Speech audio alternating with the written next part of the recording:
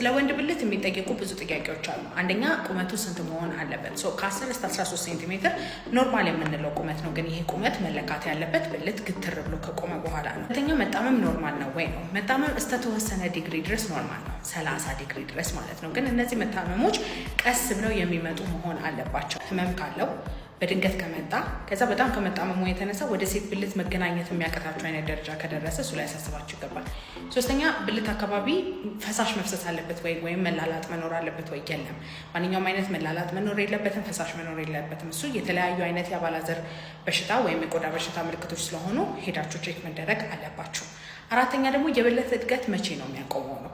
ብዙ ጊዜ ከ16 እስከ 19 የሚሉ ሪሰርቸሮች አሉ። አንዳንድ ሰዎች ደግሞ ከ16 እስከ 18 ዓመት የሚሉ አሉ። ግን 18 ዓመት ካለፈ በኋላ ብልት ማሳደጊያ የለም፣ በሳይንሱ የተረጋገጠ ነገር የለም። ስለዚህ በየቦታው እየሄዳችሁ ገንዘባችሁን አትበሉ። የብልት መጣመም፣ የብልት ማነስ እና ብልት ላይ የሚወጡ ቁስሎች ወደ ስንፈተ ወሲብ ያጋልጡኛል ወይም ለቶሎ መጨረስ ለብልት አለመቆም ችግር ያጋልጡኛል ብላችሁ አስባችሁ ከሆነ የሚያጋልጡ ነገሮች አሉ። በተለይ አባላዘር በሽታ የቆየ ከሆነ ነው እንጂ የብልት ማነስ ሆነ የብልት መጣመም ለብልት አለመቆም ችግርም ሆነ ለቶሎ መጨረስ የሚያጋልጥ ነገር የለም። እነዚህ ስንፈተ ወሲቦች የሚመጡት ጡንቻ ላይ፣ ደም ስር ላይ፣ ነርቭ ላይ፣ ሆርሞን ላይ ባሉ ችግሮች ናቸው። እነሱ እንደ አግባብነታቸው ሕክምና ሊሰጣቸው ይችላል። በማንኛውም ስንፈተ ወሲብ መታከም ከፈለጋችሁ ባዮ ላይ ባለው ስልክ ቁጥር ደውላችሁ ቀጠሮ ማስያዝ ትችላላችሁ። ባለቤቴ እኮ ትናንትና ብልቱ አልቆመም አልጋ ላይ በቃ የማገጠብኝ ነው ከሌላ ሴት ጋር ግንኙነት ጀምሯል ማለት ነው ብላችሁ የምታስቡ ሴቶች ለእናንተ ያለ ምክር ነው። ፓርት 5 ስንፈተ ወሲብ የመማገጥ ወይም ቺት የማድረግ ምልክት አይደለም። ብልቱ ስለተልፈሰፈሰ፣ ቶሎ ስለጨረሰ፣ ዘግይቶ ስለጨረሰ፣ ፍላጎት ስለሌለው እየማገጠብሽ ነው ከሌላ ሴት ጋር ግንኙነት ጀምሯል ማለት አይደለም። ስንፈተ ወሲብ የሚመጣበት አካላዊና ስነልቦናዊ የሆኑ ነገሮች ናቸው። አንድ ወንድ በህይወት ውስጥ በፋይናንስ ጉዳይ፣ ፋሚሊ በማስተዳደር ጉዳይ፣ በራሱ ጭንቀቶች፣ ብዙ በማህበረሰባችን ኖቲስ የማናደርጋቸው ችግሮችና ጭንቀቶች መሀል ያልፋል። እሱ ሊሆን ይችላል። ካልሆነ ደግሞ ቶሎ መጨረሱ በየግንኙነቱ ከሆነ፣ ጠዋት ብልቱ የማይቆም ከሆነ፣ ፍላጎት ጭራሽ በቃ ድርግምግም ያለ ፍላጎት በሳምንት ፍላጎቱ ከሌለ እሱ ደግሞ አካላዊ ነገር ሊሆን ይችላል። ደም ስር ላይ ሊሆን ይችላል ችግሩ፣ ነርቭ ላይ ሊሆን ይችላል ችግሩ፣ ጡንቻ ላይ ሊሆን ይችላል ችግሩ፣ ሆርሞን ላይ ሊሆን ይችላል ችግሩ። በቃ ቺት እያደረገብኝ ነው ብለሽ ከመደንገጥሽ በፊት ባለቤትሽን ማዋራት ሞክሪ። ጠዋት ላይ የሚቆመውን ነገር ለማስተዋል ሞክሪ። ወይም ጠዋት ላይ ይቆማል ወይ ምናምን ብለሽ ጠይቂው። የግንኙነት ፍላጎቱ የቀነሰበት ምክንያት ጭንቀት ላይ ምናምን ካለ ጠይቂው። ከዛ በኋላ ያሉ ችግሮች ካሉ መቶ መታየት ይችላሉ። ወንዶች ይህን ቪዲዮ ለሚስቶቻችሁ ላኩላቸው። እናንተ ደግሞ በማንኛውም ስንፈተ ወሲብ መታከም ከፈለጋችሁ ባዮ ላይ ባለው ስልክ ቁጥር ደውላችሁ ቀጠሮ ማስያዝ ትችላላችሁ። ባይ ባይ። ፍላጎት በጣም አለኝ ነገር ግን እየተነሳልኝ አይደለም ሞተብኝ የሚሉ ብዙ ሰዎች አሉ። አስቡት ምን አይነት ስሜት እንደሚሰማችሁ እንደዚህ በሚሆንበት ጊዜ። ከብልት አለመቆም ጋር በተያያዘ የሚመጡ ፔሸንቶች የሚያሳስባቸውና የሚያስጨንቃቸው ነገር ይሄ ነው። ነገር ግን መታከም ይችላል። ስለዚህ እንደዚህ የምትጨነቁ ከሆነና እንደ አይነት ነገሮች እያጋጠማችሁ ከ6 ወር በላይ ከቆየ መታከም ትችላላችሁ። በማንኛውም ስንፈተ ወሲብ ዙሪያ ለመታከም ባዮ ላይ ስልክ አለ። ዶክተር ቤቴል ነኝ። ባይ። የዘር ፈሳሽ ልክ እንዳፈሰሳችሁ እንቅልፍ የሚላችሁ ከሆነ ድብርት የሚላችሁ ከሆነ የእናንተ ችግር ወይም በሽታ ስላለባችሁ አይደለም፣ ኖርማል የሆነ ነገር ነው። ልክ የዘር ፈሳሽ እንደፈሰሳችሁ ማለት ነው የሚለቀቁት ሆርሞኖች ብልታችሁ እንዲፈሰፈስ፣ የእርካታ ስሜት እንዲሰማችሁ፣ እረፍት እንዲሰማችሁ፣ እንቅልፍ እንዲላችሁና ተገልብጣችሁ ተኙ የሚል ነገር ነው። ግን ብዙ ወንዶች ደግሞ የአንደኛውን ዙር ግንኙነት ብቻ የሚረኩ አይደሉም፣ 2-3 ዙር ያስፈልጋቸዋል። እነዚህ ሆርሞኖች ሲለቀቁ ስፓይክ አድርገው በእድሜያቸው አንጻር ተመልሶ ይወርዳል ማለት ነው። እነሱ ነገሮች ተመልሰው እስቲወርዱ ድረስና ብልታችሁ ተመልሶ እስቲቆምና የግንኙነት ፍላጎታችሁ ተመልሶ እስቲመጣ የግንኙነቱን ድባቡን በማሟሟቅ መቀጠል አለባችሁ ማለት ነው። ስለዚህ የዛኔ ብልታችሁ ተመልሶ ሲቆም ለሁለተኛ ዙር ለሶስተኛ ዙር ዝግጁነት ይኖራችኋል ማለት ነው። ግን እንቅልፍ አላለኝም ብላችሁን ብትሉ ወይም የግንኙነት ድባቡን እያስቀጠላችሁም ሆኖ ብልታችሁ በሰዓታችሁ የማይቆም ከሆነ የዛን ጊዜ ላይፍ ስታይል ላይ ችግር አለ ማለት ነው። ሆርሞን ላይ ችግር አለ ማለት ነው። ደም ስርና ነርቭ ላይ ደግሞ ችግር ሊኖር ይችላል። በተለይ ደግሞ የመጀመሪያ ዙር አቋቋሙ ልፍስፍስ ከሆነ ወይም ደግሞ ጠዋት የማይቆም ከሆነ ማለት ነው። ስለዚህ እንደ አግባብነቱ መርመራችሁ ሕክምና ልናስጀምራችሁ እንችላለን። ስለዚህ በማንኛውም ስንፈተ ወሲብ መታከም ከፈለጋችሁ ባዮ ላይ ባለው ስልክ ቁጥር ደውላችሁ ቀጠሮ ማስያዝ ትችላላችሁ።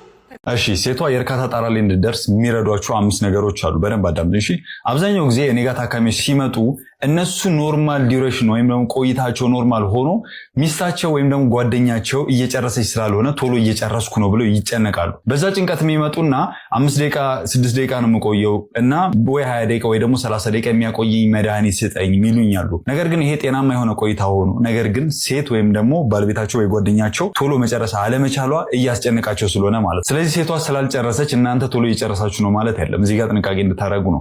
ነገር ግን ቶሎ እንድጨርስላችሁ ፈልጉ ከሆነ አንደኛ አዲኩዌት የሆነ ወይም ደግሞ በቂ የሆነ ከግንኙነት በፊት ጨዋታ ረጅም ሰዓት ስጡት። ቢያንስ ከ10 እስከ 20 ደቂቃ ብትሰጡት በጣም በቂ ነው። ከ20 እስከ 30 ደቂቃ ብትሄዱ ምንም ተመራጭ ነው፣ ምንም ችግር የለውም። ሁለተኛ ከፔኔትሬቲቭ ኢንተርኮርስ ወይም ደግሞ ከግንኙነት በላይ አብዛኞቹ ሴቶች የሚረኩት በክሊቶራል ስቲሙሌሽን ነው። ምን እንደሆነ ጉግል ማድረግ ትችላላችሁ፣ ቪዲዮ እንዳያጠፋብኝ ማለት ነው። ሶስተኛው ያለምንም መተፋፈር ወይም ደግሞ ያለምንም መሳቀቅ ቀጥታ መጠያየቅና ኮሚኒኬት ማድረግ ይኖርባቸዋል። እሷ ምን ያስደስታታል፣ ምን ማድረግ ነው የምትፈልገው ነው። ይህ ነገሮች ኮሚኒኬት የምታደርጉ ከሆነ የእሷ ደስታ ጣራ የመድረስ እድሏ እየጨመረ እንዲመጣ ይረዳታል። አራተኛ ግንኙነቱ ህመም የሌለው ዘና ባለ ጊዜ ላይ እና ምቾት በሚሰማችሁ ሰዓት ላይ ብታደርጉት ያ ጣራ ላይ የመድረስ እድላችሁ እየጨመረ እንዲመጣ ያደርጋል። ምክንያቱም ግንኙነቱን ኢንጆይ የምታደርጉት ወይም ደግሞ የምትዝናኑበት ነው መሆን ያለበት እንጂ እንደ ስራ መቁጠር የለባችሁ። አምስተኛው ደግሞ አብዛኞቹ ሴቶች ለግንኙነት ዝግጁ በሚሆኑበት ሰዓት ላይ ብልታቸው የመለስለስ ነገር ይኖራል። ነገር ግን አንዳንድ ሴቶች ላይ የመድረቅ ነገር ሊያጋጥማችሁ ይችላል። ስለዚህ ለዚህ ሉብሪካንት ኦይል ቤዝድ ወይም ደግሞ ወተር ቤዝድ ምንላቸው አሉ፣ ማለስለሻዎች አሉ። እነሱን ከማንኛውም ፋርማሲ ላይ ገዝታችሁ መጠቀም ትችላላችሁ። ስለዚህ ሁላችሁም በግንኙነት ጊዜ እነኚህ ነገሮች ልብ ማለት አለባችሁ። በማንኛውም ስንፈተ ወሲብ ሆነ ቶሎ የመጨረስ ችግር መታከም ፈልጉ ከሆነ ስልኬ ባዮ ላይ ያለ ደውላችሁ ቀጠሮ ማስያዝ ትችላላችሁ። መልካም ምሽት ይሁንላችሁ። 4 አይነት የቶሎ መጨረስ አይነቶች አሉ። የመጀመሪያው የእድሜ ልክ የምንለው ነው፣ ከ1 ደቂቃ በታች የሚሆን ከሆነ። ሁለተኛው ደግሞ ከጊዜ በኋላ የመጣ እሱም ደግሞ ከ3 ደቂቃ በታች። ሶስተኛ ደግሞ ሰዎች በራሳቸው ኖርማል ታይም ኖሯቸው ነገር ግን ቶሎ መጨረስ አለብኝ ብለው ሲያስቡ ነው። አራተኛው ደግሞ አብዛኛው ግንኙነት ኖርማል ነው ነገር ግን አልፎ አልፎ የሚፈጠር አይነት የቶሎ መጨረስ አይነት ሲኖር ነው። ከነዚህ መካከል የመጀመሪያ ሁለቱ ሕክምና የሚያስፈልጋቸው ናቸው። ሶስተኛው ደግሞ የስነ ልቦና ማማከር ነው አብዛኛውን ጊዜ የሚያስፈልገው። አራተኛው ደግሞ መታከም የሚያስፈልገው አይነት አይደለም። በማንኛውም ስንፈተ ወሲብ ዙሪያ መታከም ከፈለጋችሁ ባዮ ላይ ስልክ አለ። ዶክተር ቤቴል ነኝ። ባይ። ቶሎ ልጨርስ ነው ስትሉ ያ ጭንቀት በራሱ ሌላ ጣጣ ይዞባችሁ ይመጣል። ምን? የብልት ጥንካሬ ማጣት። ይሄ ደግሞ አብዛኛዎቹ ታካሚዎችን በጣም ያጋጥማቸው ነገር ነው። መጀመሪያ ምንድነው የተፈጠረው ብዬ ስጠይቃቸው ቶሎ ጨርስ ነበር፣ አሁን ጭራሽ ብልቴንም ጥንካሬውን ማስጠበቅ አልችልም እያሉኝ ነውና ይሄ ነገር በደንብ መስተካከል ስላለበት በደንብ አዳምጡ። አብዛኞቻችሁ የምታደርጉት ምንድነው ይሄኛው ቶሎ የመጨረሱ ጉዳይ በጣም ስለሚያሳስባችሁ አትሊስት ግንኙነት ጀምሬ በጨረስ ይቻላል ትሉና ያን ነገር ታጣድፋላችሁ። በምታጣድፉበት ሰዓት ደግሞ እንደገና የብልት ጥንካሬ ያ ጭንቀቱ የብልት ጥንካሬን እያሳጣችሁ ይመጣል። ይሄ ደግሞ ሲደጋገም የብልት ጥንካሬያችሁንም እንደሚያሳጣችሁ ስለምትፈሩ አትሊስት አሁን ቆሞልኛልና ግንኙነቱን ቶሎ ልጀምር ወደሚል አይነት ጥድፊያ ትገባላችሁ። ታዲያ እዚህ ጋር ልብ ማለት ያለባችሁ ነገር ሰውነታችሁ ዝግጁ እንዲሆን ተረጋግቶ ግንኙነቱን እንዲያደርግ ከዚህ ተጨማሪ ደግሞ ብልታችሁም ራሱን የቻለ ጥንካሬውን እስኪያስጠብቅ ድረስ ጊዜ ማሰጡት ከሆነ ኦብቪየስሊ ጭንቀቱ ብልታችሁ እንዲወድቅ ያደርጋል። ይሄ ደግሞ አብዛኛው ጊዜ የሚታየው ከ40 ዓመት በላይ የሆኑ ወንዶች ቶሎ የመጨረስ ችግር በኋላ ላይ ቆይቶ የመጣባቸው ከመጀመሪያው ሳይሆን ግንኙነታችሁ ሰላም የነበረ ነገር ግን ከቆይታ በኋላ የመጣባቸው ከሆነ ስኳር፣ ግፊት፣ ውፍረት ከዚህ ተጨማሪ ደግሞ አልኮል የምትጠቀሙ ከሆነ የደም ቧንቧ ችግሮች ወይም ደግሞ የልብ ችግር ካለባችሁ የምታጭሱ ከሆነ ይሄ ነገር ሊያጋጥማችሁ ይችላል። ስለዚህ ይሄ ሁኔታ አንዱ ሌላኛውን እያመጣ ሌላኛው አንደኛውን እየጨመረ እንደዚህ ቪሸስ ሳይክል ይሰራል። አብዛኞቹ ታካሚዎች ደግሞ በጣም በሚገርም ሁኔታ ቶሎ የመጨረሱ ሁኔታው በሚታከምላቸው ሰዓት ላይ የብልት ጥንካሬያቸውም ያው እየተስተካከለ መምጣቱ አይቀርም። ስለዚህ ቶሎ የመጨረሱ ጉዳይ ሲታከም የብልት ጥንካሬ ማስጠበቁንም ፍርሃቱ እየቀነሰ ስለሚመጣ እየተስተካከለ መምጣቱ ማይቀር ነገር ስለሆነ ያን ነገር መታከማችሁ እንዳትረሱ። በማንኛውም ስንፈተ ወሲብ ሆነ ቶሎ የመጨረስ ችግር ለመታከም ፈልጉ ከሆነ ስልኬ ባዮ ላይ ያለ ደውላችሁ ቀጠሮ ማስያዝ ትችላላችሁ። መልካም ምሽት። እኔና እናንተ ሁል ጊዜ በዊኬንዱ ምንድነው የምናደርገው? ትዝ ይላችኋል? ምንድነው የምናደርገው? ጥያቄ እንጠያየቃለን። ማለትም እናንተ ተጠይቆኛላችሁ እኔ መልሳለሁ አይደለ? አርብ፣ ቅዳሜ፣ እሁድ የዊኬንድ ጊዜያቸው ነው። ስለዚህ ጥያቄዎች ቁጭ ብላችሁ ትጠይቃላችሁ። እኔ ደግሞ የእያንዳንዳችሁን ጥያቄ ኮመንት ላይ ሜንሽን እያደረግኩኝ ቪዲዮ ሰራላችኋለሁ ማለት ነው። ስለዚህ ብልታችሁ ላይ ስላለ ነገር ማንኛውም አይነት ጥያቄ ካላችሁ፣ ስለ ስንፈተ ወሲብ ማንኛውም አይነት ጥያቄ ካላችሁ፣ ሰምታችሁት የማታውቁት ነገር ኦር አይታችሁት የማታውቁት ነገር፣ መጠየቅ የምትፈልጉት ነገር በሙሉ ካለ ኮመንት ሴክሽኖቹ በሙሉ ክፍት ናቸው። መታችሁ መጠየቅ ትችላላችሁ። በማንኛውም ስንፈተ ወሲብ ደግሞ መታከም ከፈለጋችሁ ባዮ ላይ ባለው ስልክ ቁጥር ደውላችሁ ቀጠሮ ማስያዝ ትችላላችሁ። በሬ ሁል ጊዜ ክፍት ነው። ወንዶች ቤታችሁ ተሳቃችሁ የምትቀመጡበት ሰዓት አብቅቷል አለውላችሁ ነኝ። ስለዚህ ቀጠሮ አስይዛችሁ መምጣት ትችላላችሁ። ኮመንት ሴክሽኑ ክፍት ነው። ቀጥል ባይ ባይ። ወሲብ ለዓለም ሕዝብ የደስታ ምንጭ ነው። ላንቺ ግን ህመምና ስቃዩ በርትቷል። ይህን የጤና ችግር ብንነጋገርበት ስትዋ በግንኙነት ወቅት ከፍተኛ የሆነ የህመም ስሜት በተለያዩ በሽታዎች ምክንያት የሚነሳ የህመም ምልክት ነው። የመራቢያ አካል ላይ ጉዳት የሚያደርሰውና ከማህፀንና ከማህፀን ጋር የሚገናኙ ክፍሎችን የሚያጠቃው ፔልቪክ ኢንፍላማቶሪ ዲዚዝ ወይም ደግሞ PID አንዱ ነው። በዚህ በሽታ የተጠቁ ሴቶች በግንኙነት ወቅት ከፍ ላለ የህመም ስሜት ይጋለጣሉ።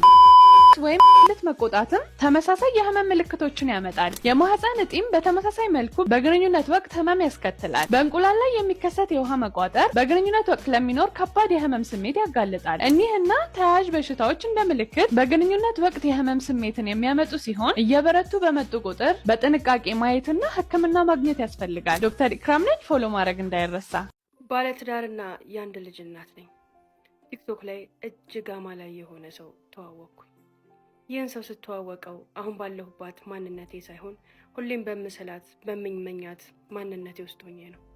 በትዳር ለ3 ዓመታት ያህል ስኖር አንድ ልጅን አፍርቻለሁ።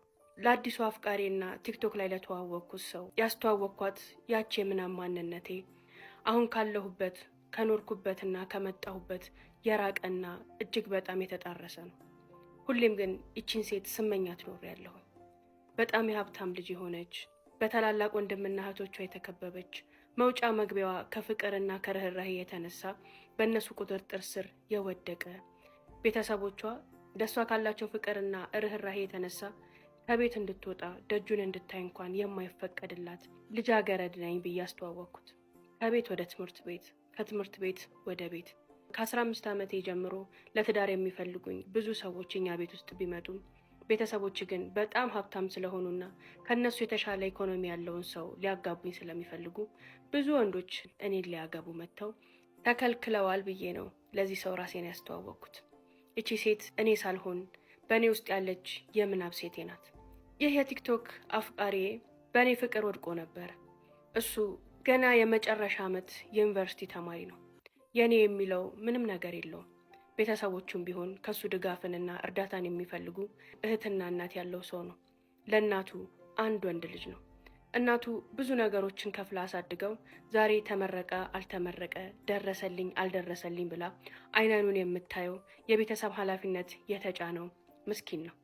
ነገር ግን በእኔ ፍቅር ወድቆ ይችን የሀብታም ቅምጥል ቆንጆ ልጃገረድ ለማግባት የትኛውንም ጉድጓድ ቆፍራለሁ፣ የትኛውንም ዋጋ ከፍላለሁ፣ የሚፈልጉትን አይነት ሀብታም ሆኜ አገባሻለሁ፣ አንቺማ ከኔ አታልፊም የሚል ጀግና ብርቱ ሆነ። ለእኔ የአባባሉ ከሱ ጋር ያለኝን ግንኙነት እንዳልፈራው ያደፋፈረኝ መንገድ እንጂ እንድሸሸው ያደረገኝ አልነበረም። ምክንያቱም እኔ የሰቀልኩለት የሀብት ሌብል ላይ መቼ ደርሶ እኔን ማግባት እንደሚችል እኔም እሱም አናውቀው። በዚች ሀገር ሁኔታ ላይ የህልም እንጀራ ነው። እኔ ደግሞ አሁን የሚያስፈልገኝ የሚያፈቅረኝ፣ የሚወደኝ፣ የሚያዳምጠኝ አለውሽ የሚለኝን ሰው ነው። ብቸኝነት፣ ባዶነት፣ መተው፣ መጠላት አጨማዶኛል። ይህ ሰው አንቺን በማግኘቴ እያለ የፍቅር ቃላቶችንና ፍቅርን ለእኔ ሲያዘንብልኝ በቃ ህይወት ቀለለችልኝ። ሸክሜን ሁሉ አራግፍለት ነበር፣ ሀዘኔን ሁሉ ነግረው ነበር። በዚህ ሁኔታ ውስጥ ሆኜ ከዚህ ሰው ጋር ፍቅር የሚባለው ነገር ባይዘኝም መላመድና መፈላለግ ውስጥ ግን ገብቼ ነበር። እሱ ደግሞ ወደ ለየለት ፍቅር። እዚህ ጋር እንደነገርኩሽ ባለትዳርና የአንድ ልጅ እናት ነኝ። እንዴት ናችሁ ያጀማ? ደህና ናችሁ ወይ? አብራችሁኝ ስለሆናችሁ በጣም አመሰግናለሁኝ። የዚህን ስቶሪ ይህን ክፍልና ከዚህ ክፍል ቀጥሎ ያሉትን 3ቱን ክፍሎች የምትፈልጉ ከሆነ ሀውለት ቲዩብ ብላችሁ ዩቲዩብ ላይ ሰርች ብታደረጉ ሀውለት ቲዩብ ሀውለት እንዳለ ሀውለት መንዙማ ብሎ ይመጣላችኋል። በየትኛውም ብትገቡ የመጀመሪያው ላይ ያለው ይሄ ታሪክ ነው ማለት ነው። ክፍል 1፣ ክፍል 2፣ ክፍል 3ን ዩቲዩብ ላይ ታገኙታላችሁ። እንዲሁም ደግሞ ሊንኩን ባዮ ላይ አስቀምጬላችኋለሁ።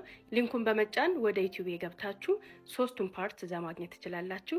ቀጣዩንም ፓርቶች እንደዚሁ የምለቃቸው ይሆናል። አይ እዚሁ ቲክቶክ ላይ ጠብቀን ስናይሽ ነው ደስ የሚለን የምትሉ ደግሞ ፎሎ እያረጋችሁ፣ ላይክ እያረጋችሁ፣ ሼር እያረጋችሁ አብራችሁን ቆዩ። ወደ ዩቲዩብ ገብታችሁ ግን ሰብስክራይብ ብታደረጉኝ በጣም ደስ ይለኛል። እንዲሁም ቤተል ኤጂ ሞል 1ኛ ፎቅ 113 ቁጥር ሀውለት ጋር ብላችሁ ብትመጡ ጫማዎችን፣ ቦርሳዎችን፣ አባያዎችን፣ ድሬአና ቶቦችን በተመጣጣኝ ዋጋ እጅግ በጥሩ ኳሊቲ ታገኛላችሁ። አብራችሁኝ ነው። እናቴ ልጆቿን በብቸኝነት ያሳደገች የሴት ልጆች እናት ናት። እኔ ለቤቱ የመጨረሻ ልጅ ነኝ። ታላላቅ እህቶቼ በጊዜ ነበር ወደ ትዳር የገቡት። ነገር ግን ትዳራቸው አልበረከተም፣ ባጭሩ ተቀጨ። ሁለቱም እህቶቼ ባገቡ በአጭር ጊዜያቶች ውስጥ ተፋተው ወደ እናቴ ቤት መጡ። በዛ ወቅት እኔ በጣም ትንሽ ልጅ ነበርኩኝ። ምናልባት የ11 የ12 ዓመት ተማሪ። በዛ ጊዜ እናቴ በከፍተኛ ሁኔታ ልቧ ተሰበረ። በጣም አዘነች። ያለ አባት ያሳደግኳቸው ልጆች እንዲሆነው ቀሩብኝ፣ መልሰው ልክ እንደኔ በብቸኝነት ከኔ ጋር ተቆራምደው እድሜያቸውን ሊያሳልፉ ነው እያለች ሁሌ የምታለቅስ ሁሌ የምታዝንና በራሷና በፈጣሪዋ የምታማረር ሴት ሆነች። የእናቴ ትልቁ ምኞት ልጆቿ አግብተው በቤታቸው ደስተኛ ሆነው ተሰብስበው ማየት ነበር። ያ ግን አልሆነላትም። የኔንም አይን እያየች በጊዜ አግብቼ የተሳካ ትዳር እንድመሰርት ቀን ከሌት ትጎተጉተኝና ትወተውተኝ ነበር። 15 ዓመት እስኪሞላኝ ድረስ የእናቴን ቁጭት፣ ሐዘንና ልጆቿ አግብተው የራሳቸው ቤት የራሳቸው ልጆች ኖራቸው እንደ አያት እንደ እናት መታ የምትጠየቃቸውን ቀን ስትናፍቅና ስትፈልግ መኖሯን አይቻለሁ። 15 ዓመት በሚሞላኝ ሰዓት እናቴን ማስደሰት አለብኝ ብዬ ወሰንኩኝ። እናቴ ከልጅነት እስከ እውቀት ሁሉ ነገሯን የተወች ሁሉ ነገሯን መስዋዕት ያደረገች ብቸኛ እናት ናት። 15ኛው ዓመቴ ላይ አካባቢ ላይ ከነበረ አንድ ሰው ጋር ተዋወቅኩኝ። ያ ሰው በወቅቱ መልካም ሰው ነበር። በእድሜም ቢሆን የሚመጥነኝ፣ ብቻ ከውጪ ሳየው ለተወሰኑ ጊዜያቶች ውስጥ ባወቅኩት ጊዜ ላይ መልካም፣ ጥሩ፣ አሳቢና የዋህ ሰው ሆኖ አገኘሁት። ጊዜ ሳላጠፋ እናቴን ላስደስት በሚል ጉጉት ለትዳር ሲጠይቀኝ ብዙም ሳላስብ ነበረ እሺ ያልኩት። እኔ በወቅቱ ይታየኝ የነበረው አንድ ነገር የእናቴ ደስታ፣ የእናቴ እፎይታ። ልጆቿ ፈተው ቤቷ ተቀመጡ እየተባለ የምትታማውን የሰፈሩን ወሬና እሷም ሁሌ የምትማረርበትን ሁሌ የምታዝንበትን ጥሩ እናት አይደለሁም እንዴ የእኔ ጥፋት ነው እንዴ እያለች እራሷን የምታማረርበትን ታሪክ መቀየር ነበር የኔ ፍላጎት። ምንም ሆነ ምን እናቴን አግብቼ ወልጄ ህይወቴን ቀጥ አድርጌ ይዤ አስደስታታለሁ። የሰፈሩንም አፍ አዘጋላታለሁ። እኔንም ስወጣ ስገባ አይኔን እያየች እንዳልበላሽባትና ከእህቶቼ የባሰ አሳፋሪ ነገር እንዳላመጣባት የምትሳቀቀውን ነገር ላሳርፋት ብዬ ወደ ትዳር ለመግባት ተቻኮልኩኝ። ለእናቴ ስነግራት በጣም ደስ አላት። ሀውለት ያየኝ ሁሉ የሚወደኝ፣ ያየኝ ሁሉ የሚያቀርበኝ፣ ያየኝ ሁሉ የሚያዝንልኝ አይነት ምስኪን ፊትና የዋህ ደግ የሆነ ፊት ያለኝ ሰው ነኝ። በዛም ስወጣ ስገባ የሰፈሩ አይን ሁሉ እኔ ላይ በመሆኑ እናቴ በእኔ ጉዳይ በጣም ትሳቀቅ ነበር። ለማግባት ስወስን አንድና አንድ ነገር አስብ የነበረው እናቴን ማስደሰት፣ እናቴን ከጭንቀቷ ማሳረፍ፣ የእናቴን ስም ማደስ፣ እሷ የምትፈልገውንና የምትመኘውን ነገር እንድታይ ማድረግ ብቻ ነበር። ፍቅር፣ መውደድ፣ ክብር፣ ባል፣ ምንም ስለዛ ጉዳይ የማስበው ነገር አልነበረም። በቃ ላገባሽ ፈልጋለሁ አለኝ። መልኩን ወደድኩት፣ ባህሪው ተመቸኝ። የእናቴን ፍላጎት ማርካትና ማስደሰት ላይ ብቻ አተኩሬ ነበር ወደ ትዳር የገባሁት። የመጀመሪያ ባሌን ሳገባው ሀውለት ሙሽርነትን አላውቅም። እኔ መርከዝ ላይ አዲስ አበባ ነበር የምማረው። ሰርጌ 1 ሳምንት ሲቀረው ተነስቼ ወደ ሀገር ሄድኩኝ።